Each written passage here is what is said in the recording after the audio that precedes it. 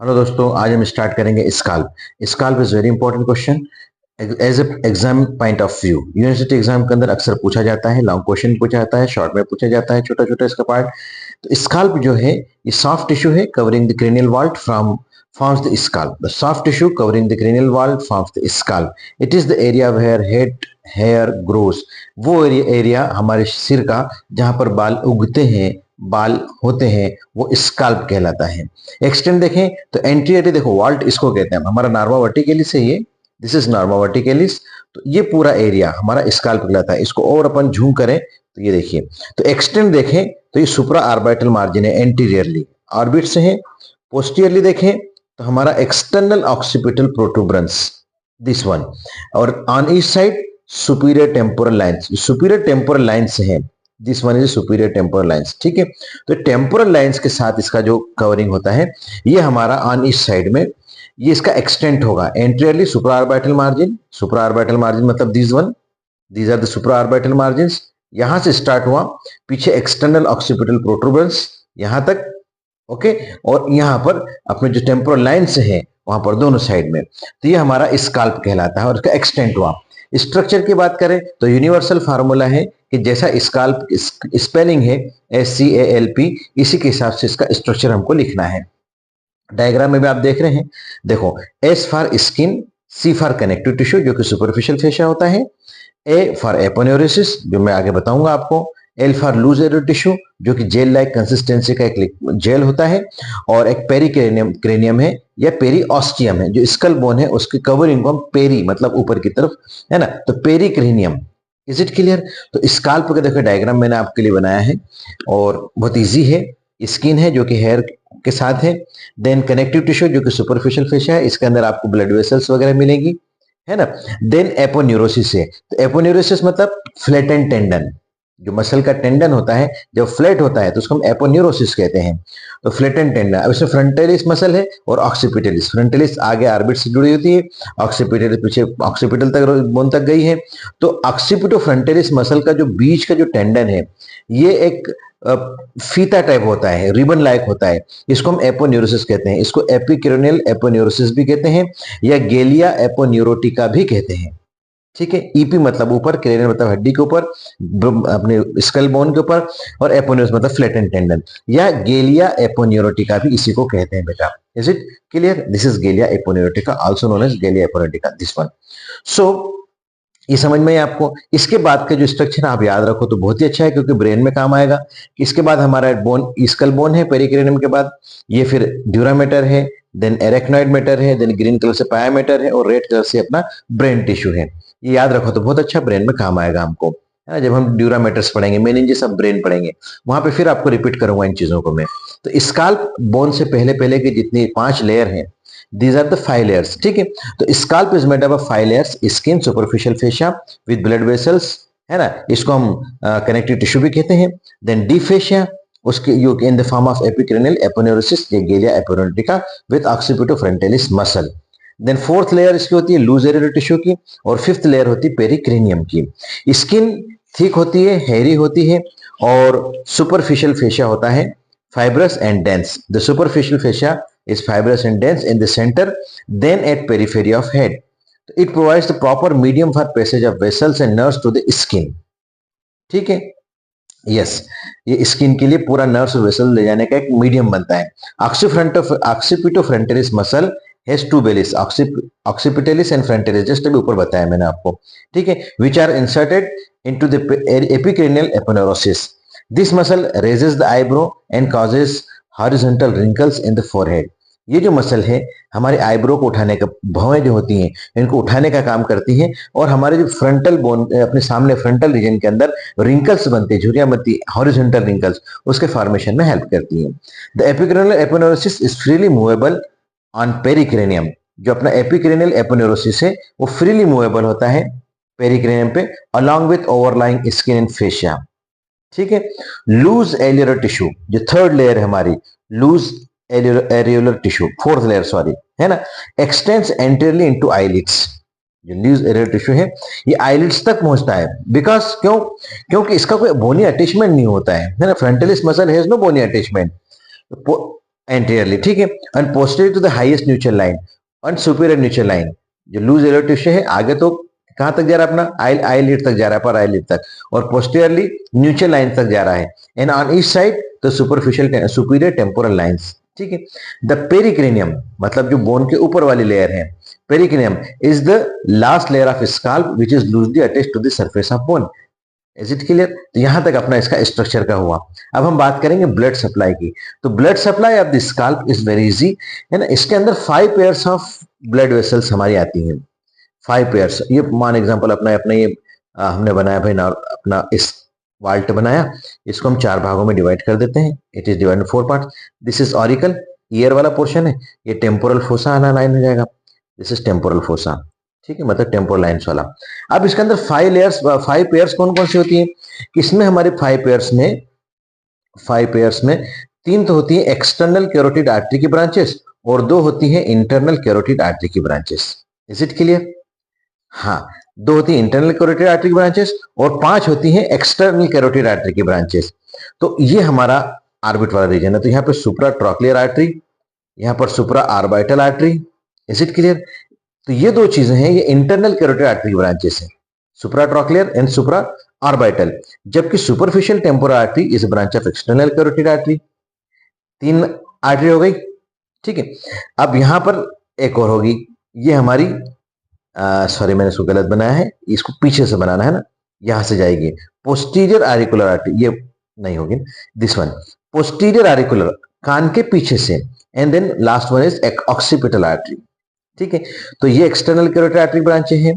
Posterior auricular artery is external carotid artery, superficial temporal artery is a branch of external carotid artery, supratrochlear internal carotid artery ब्रांचें हैं, और supra orbital भी internal carotid artery की branches, ठीक है। तो 5 pair हो गए, 3 एक्सटर्नल कैरोटिड की हैं और 2 इंटरनल कैरोटिड आर्टरी की ब्रांचेस हैं। नाम आपको जस्ट बता रहा हूं, ठीक है। अच्छा, वेन फॉलोज द आर्टरी, क्योंकि ब्लड वेसल के साथ क्या होगा, आर्टरी सप्लाई में हमको लेना है, आर्टरी सप्लाई देना है प्लस वीनस ड्रेनेज भी देना है। तो वेन फॉलो करती है, तो ये supratrochlear vein, supra orbital vein, posterior auricular vein, है ना, ये सुपरफिशियल टेम्पोरल वेन, ठीक है। और इसके साथ में पोस्टीरियर ऑक्सीपिटल, ये ऑक्सीपिटल वेन, ठीक है। तो वेन फॉलोज द आर्टरी, जो हम आर्टरी के नाम लिखेंगे वो वेन के नाम भी लिखेंगे। तो अब हम आगे बढ़ते हैं कि इसमें हमने internal in front of the auricle, कान के सामने से सुप्राट्रॉक्लियर और सुप्रा आर्बाइटल आर्टरी है जो कि इंटरनल कैरोटिड आर्टरी की ब्रांचें हैं। Then superficial temporal artery external carotid artery की ब्रांचें हैं। बिहाइंड द ऑरिकल, कान के पीछे पोस्टीरियर आरिकुलर और ऑक्सीपिटल आर्टरी जो कि branch of external carotid artery है। वीनस ड्रेनेज, एक ही लाइन लिखना है, वेन फॉलोज द आर्टरीज, ठीक है। लिम्फेटिक ड्रेनेज की बात करें तो मैंने आपको बता चुका हूं जब मैंने आपको पढ़ाया था अभी फेस के अंदर। तो लिम्फेटिक ड्रेनेज 2 तरीके से होता है, anterior part of scalp into pre auricular lymph nodes, कान के आसपास का पहले का जो उसमें पेरोटिड लिम्फ नोड्स आते हैं, और posterior part of scalp into posterior auricular मतलब मेस्टाइड और ऑक्सीपिटल लिम्फ नोड्स में जाता है ना, सरल बिल्कुल। तो ये याद रखना आपको, 2 लाइन में आपका लिम्फेटिक ड्रेनेज हो जाएगा। 2 पार्ट में भाग कर देना कि एंटीरियर पार्ट जो है कान के आगे वाला वो प्री आरिकुलर में है, पेरोटिड लिम्फ नोड्स में जाएगा, और कान के पीछे वाला जो पोर्शन है वो मेस्टाइड लिम्फ नोड्स और ऑक्सीपिटल लिम्फ नोड्स में ड्रेन करेगा, ठीक है। Now nerve supply, nerve supply again very easy है। इसके अंदर भी पेयर्स होते हैं बेटा, है ना, मतलब इसके अंदर 10 नर्व जो है एक हाफ पार्ट को सप्लाई करती है। फॉर एग्जाम्पल ये मैं आपके लिए एक बना रहा हूं, फिर से अगेन एक ड्रॉ करता हूं, दिस इज, है ना, इसको हमने 2 भागों में 4 भागों में डिवाइड किया। ये कान है ना, टेम्पोरल फोसा नहीं बनाता है अभी अपन, ठीक है। अब हम बात करते हैं नर्व सप्लाई की। तो इसके अंदर नर्व सप्लाई में क्या हो रहा है, नर्व सप्लाई में कि इसमें ये पोर्शन है, तो इसमें 4 सेंसरी है और 1 मोटर है। इसी तरह इसमें भी 4 सेंसरी है 1 मोटर। तो half side of the scalp के अंदर 2 मोटर है और 8 सेंसरी नर्व्स हैं। तो देखो, सुप्राट्रॉक्लियर नर्व, ठीक है, सुप्रा आर्बाइटल नर्व, जाइगोमेटिको टेम्पोरल नर्व, ठीक है, और पीछे से कान के, हाँ ये जा रही है, तो आरिकुलो टेम्पोरल नर्व, यहां पर ये आरिकुलो टेम्पोरल नर्व। यहीं पर एक नर्व हमारी होती है मोटर नर्व, उसको हम कहते हैं temporal nerve, this is temporal nerve. Is it clear? तो ब्लू कलर से मैंने मोटर नर्व बनाई है, और बाकी जो मैंने बनाई है ऑरेंज कलर येलो कलर से, ये समझ लो सेंसरी नर्व है। हाफ हो गया। अब पीछे चलते हैं अपन फिर से। तो ग्रेट आरिकुलर नर्व, पीछे से कान के पीछे से ग्रेट आरिकुलर नर्व, इसके पीछे मिल जाएगी पोस्टीरियर आरिकुलर नर्व जो कि मोटर है, then greater occipital nerve, lesser occipital nerve और third occipital nerve. Is it clear? नाम समझ में आया आपको? तो सुप्राट्रॉक्लियर, सुप्राट्रॉक्लियर, सुप्रा आर्बाइटल है ना, ये zygomatico temporal, this is temporal nerve, motor nerve है। देन ग्रेट आरिकुलर नर्व है, ठीक है, आरिकुलो टेम्पोरल नर्व है ये वाली, इसके कान के पीछे से ग्रेट आरिकुलर नर्व है, the motor nerve posterior auricular nerve है। देखो आपको इस डायग्राम के अंदर सारा क्लियर हो रहा होगा, ये मैंने सब नाम भी लिखे हैं इसको, ठीक है। देन ग्रेटर ऑक्सीपिटल नर्व है, लेसर ऑक्सीपिटल नर्व है और थर्ड ऑक्सीपिटल नर्व है। तो it is all about the nerve supply of the. अच्छा, इसमें क्या ट्राइजेमिनल नर्व और अपनी जिसकी ट्राइजेमिनल ट्राई मतलब तीन, इसके तीन डिवीजन होते हैं, मैक्सिलरी होती है, टेम्पोरल होती है और एक मैंडिबुलर होती है, ठीक है। तो इसकी जो ब्रांचेस हैं वो इसको सप्लाई कर रही है, ठीक है। एक ऑप्थेल्मिक होती है ट्राइजेमिनल की ब्रांच, एक मैंडिबुलर होती है और एक होती है टेम्पोरल, ठीक है। ट्राइजेमिनल इसकी ब्रांचेस को सप्लाई करती है। तो it is all about the nerve supply. Now last but not list important है स्काल्प का applied aspect, applied anatomy of the scalp. Scalp is a common site for sebaceous cyst, क्योंकि यहाँ पर hair follicles हैं, skin है, तो sebaceous gland भी होते हैं, तो यहाँ पर सीबेशियस सिस्ट बनने के चांसेस ज्यादा होते हैं। Wounds of scalp heals fast due to rich blood supply, क्योंकि यहाँ ब्लड सप्लाई बहुत रिच होता है, इसलिए यहाँ के वुंड्स जल्दी इसके घाव जल्दी भर जाते हैं। Then wounds of scalp bleeds profusely, क्यों? क्योंकि जो इसमें जो हमारी कट एंड्स होती हैं वेसल्स की, यहाँ पर अपना फाइब्रस डेंस फाइब्रस टिश्यू होता है जो कि एंड्स को खींच के रखता है। तो जैसे ही ब्लीड हुआ, जैसे ही जख्म लगा, वुंड हुआ, तो वो क्या करते हैं कि उसको कॉन्ट्रैक्ट नहीं होने देते, रिट्रैक्ट करके रखती हैं, ब्लड वेसल को खींच कर रखती हैं, तो इसलिए यहाँ पे प्रोफ्यूज ब्लीडिंग होती है। इसलिए स्काल्प की ब्लीडिंग को रोकने के लिए हमेशा हम प्रेशर अप्लाई करते हैं। जैसे ही सिर पे कोई चोट लगी, ब्लीडिंग चालू हुई, तो आप उसको प्रेशर दे दो, है ना, सिर को हाथ से बहुत जोर से दबा लो या टाइट बैंडेजिंग कर दो, तो उससे ब्लीडिंग रुक जाएगी। उसके बाद स्टिचेस तो करना ही है ऑफकोर्स, है ना, रोकने के लिए। तो ये हो गया। Inflammation in this region causes little swelling and more pain, क्योंकि डेंस बिल्कुल कॉम्पैक्ट एरिया है, तो यहाँ पर फैलने के चांसेस कम होते हैं, नर्व एंडिंग से भी ज्यादा है, तो यहाँ पर इन्फ्लेमेशन, छोटी सी सूजन भी ज्यादा पेन करेगी, ठीक है। Area of loose irritation is known as danger area of the scalp. Scalp का डेंजर एरिया है वो है लूज एरिया टिश्यू। मैंने लास्ट टाइम आपको फेस का पढ़ाया था, जो कि अपर लिप्स थे, ठीक है। यहाँ पर स्काल्प का danger area loose area tissue है, क्यों? क्योंकि emissary veins open in the cavernous sinus, और कैवर्नस साइनस जो है ब्रेन को ड्रेन करते हैं, है ना, तो यहाँ का इन्फेक्शन ब्रेन तक पहुंचा है और मेनिंजाइटिस कॉज कर सकता है।